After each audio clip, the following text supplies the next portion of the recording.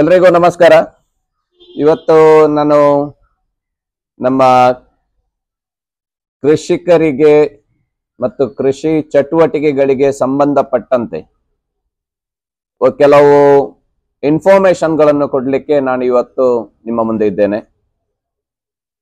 ಮುಂಚಿನ ಬ್ಲಾಗ್ಗಳಲ್ಲಿ ಹೇಳಿದಾಗೆ ಒಂದು ಜವಾಬ್ದಾರಿ ಸಿಕ್ಕಿದ ನಂತರ ನಮ್ಮ ಸಂಘದಲ್ಲಿ ಅಥವಾ ಕೃಷಿಕರಿಗೆ ಸಂಬಂಧಪಟ್ಟ ಮಡಂತ್ಯಾರು ಪ್ರಾಥಮಿಕ ಕೃಷಿ ಪತ್ತಿನ ಸಹಕಾರಿ ಸಂಘದ ಅಧ್ಯಕ್ಷನಾದ ಮೇಲೆ ಕೃಷಿಕರಿಗೆ ಯಾವ ರೀತಿಯಲ್ಲಿ ಸಹಕಾರಿಯಾಗಬಹುದು ಮತ್ತು ಯಾವ ರೀತಿಯಲ್ಲಿ ಕೃಷಿಕರಿಗೆ ಪ್ರಯೋಜನ ಆಗುವಂತಹ ಯೋಜನೆಗಳನ್ನು ಕೃಷಿಕರಿಗೆ ಯಾವ ರೀತಿಯಲ್ಲಿ ಮುಟ್ಟಿಸಬಹುದು ಎಂಬಂತಹ ಯೋಚನೆಯಲ್ಲಿ ನಾನು ಇವತ್ತು ನಿಮ್ಮ ಮುಂದೆ ಕೆಲವು ವಿಷಯಗಳನ್ನು ಹೇಳಲಿಕ್ಕೆ ಇಚ್ಛೆ ಪಡ್ತಾ ಇದ್ದೇನೆ.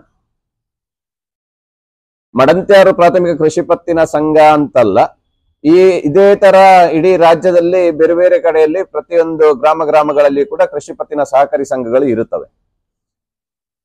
ಪ್ರತಿ ಕೃಷಿ ಪತ್ತಿನ ಸಹಕಾರಿ ಸಂಘಗಳಲ್ಲಿ ಒಬ್ಬ ಕೃಷಿಕನು ಯಾವ ರೀತಿಯಲ್ಲಿ ಅತಿ ಕಡಿಮೆ ಬಡ್ಡಿ ದರದಲ್ಲಿ ಅಂದ್ರೆ 0% ಬಡ್ಡಿ ದರದಲ್ಲಿ ಮತ್ತು 3% ಬಡ್ಡಿ ದರದಲ್ಲಿ ಯಾವ ರೀತಿಯಲ್ಲಿ ಕೃಷಿಕರು ಸಾಲವನ್ನು ತೆಗೆದುಕೊಳ್ಬಹುದು ಮತ್ತು ಕೃಷಿಕರು ಯಾವ ರೀತಿಯಲ್ಲಿ ಯೋಜನೆಗಳನ್ನು ಕೂಡ ಹಮ್ಮಿಕೊಳ್ಬಹುದು ಎಂಬಂತ ರೀತಿಯಲ್ಲಿ ಆ ಬಗ್ಗೆ ಹೇಳಲು ನಾನು ಇವತ್ತು ಸಂತೋಷ ಪಡುತ್ತೇನೆ.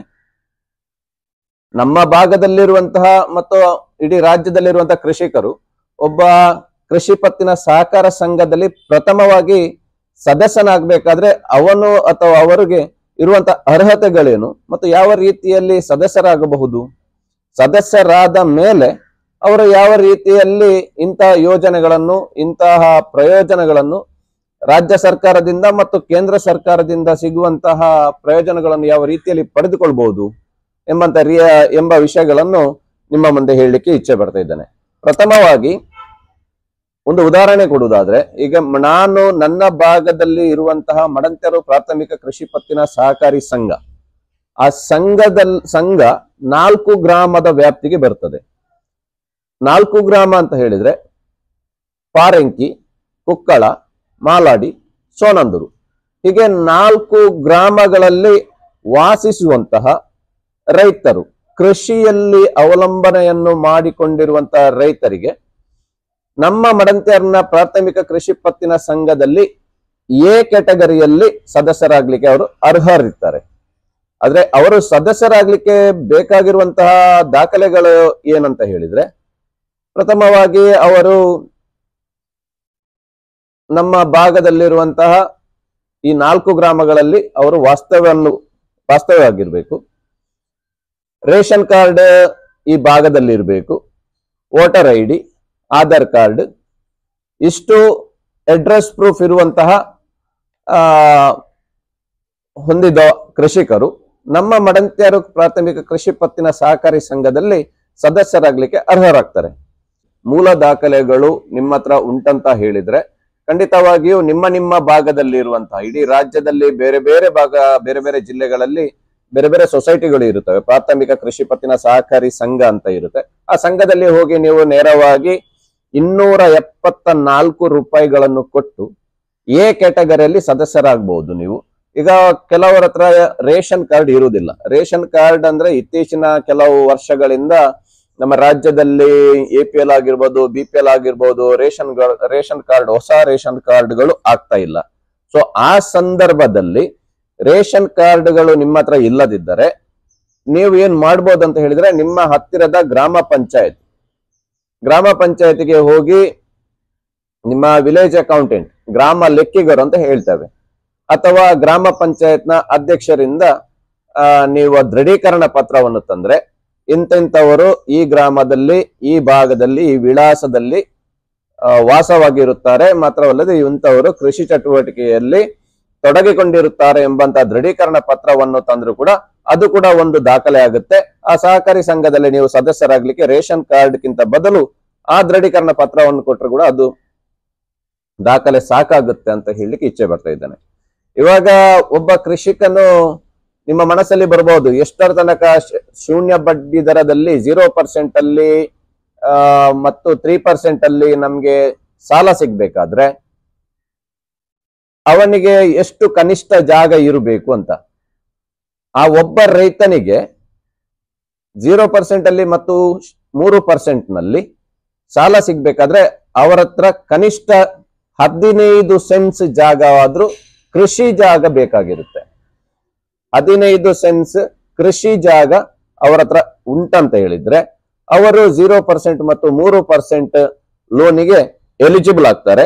ಅದಲ್ಲದೆ ಆ ಭಾಗದಲ್ಲಿ ಇರುವಂತಹ ಆ ಜಾಗದಲ್ಲಿ 15 ಸೆನ್ಸ್ ಜಾಗದಿಂದ ಎಷ್ಟೋ ಎಕರೆ ಜಾಗ ಇದ್ರೂ ಕೂಡ ಅವರಿಗೆ 0% ಅಲ್ಲಿ ಗರಿಷ್ಠ 3 ಲಕ್ಷ ಮತ್ತು 3% ನಲ್ಲಿ ಗರಿಷ್ಠ 10 ಲಕ್ಷ ತನಕ ಸಾಲವನ್ನು ತೆಗೆಯಲಿಕ್ಕೆ ಅವರು ಅರ್ಹರಿರ್ತಾರೆ ಅಂತ ಹೇಳಲಿಕ್ಕೆ ಕೂಡ ನಿಮ್ಮ ಗಮನಕ್ಕೆ ತರ್ತಾ ಇರ್ತೇನೆ.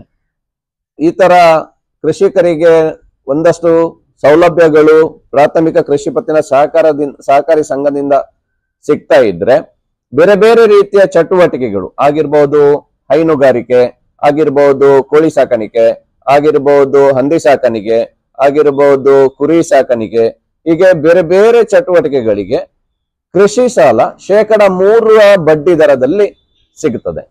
ಸೊ ಮುಂದಿನ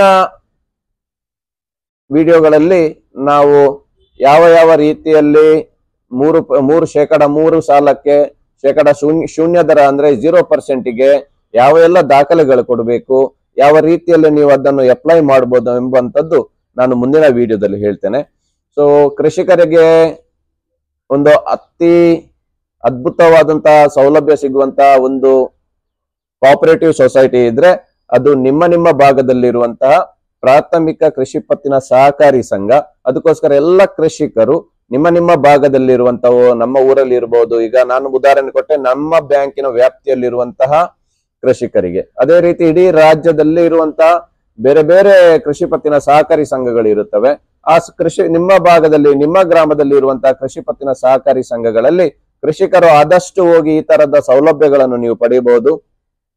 ಆ ರೀತಿಯಲ್ಲಿ ನಿಮ್ಗೆ ಕೃಷಿಕರಿಗೆ ಪೂರಕವಾಗುವಂತಹ ಬೇರೆ ಬೇರೆ ಯೋಜನೆಗಳು ಬೇರೆ ಬೇರೆ ಸಹಕಾರಿ ಸಂಘಗಳಲ್ಲಿ ಅವರ ಆಡಳಿತ ಮಂಡಳಿ ಆಯೋಜನೆ ಮಾಡಿರುತ್ತೆ.